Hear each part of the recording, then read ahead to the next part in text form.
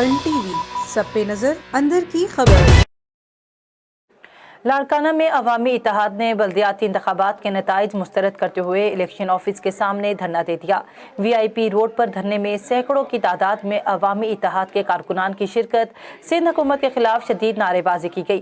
G D A secretary general doctor Safdar Ali Abbasi, Rashid Mahmood Soomro, Muazzam Ali Abbasi, ناصر محمود سمرو کا وی آئی P road پر مظاہرین سے خطاب کرتے ہوئے کہنا تھا کہ اب ووٹ کا تقدس برقرار رکھنے کے لیے سندھ حکومت اور الیکشن کمیشن کے خلاف جنگ کا اعلان کرتے ہیں۔ زرداری حکومت کے خاتمے تک جنگ جاری رہے گی۔ ہر محاذ پر لاڑکانہ میں بلدیاتی انتخابات پر دھاندلی کی آواز بلند کی جائے گی۔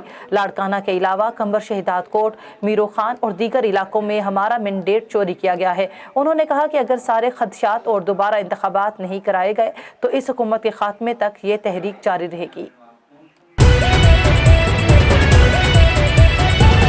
A1 TV سب پہ نظر اندر کی خبر۔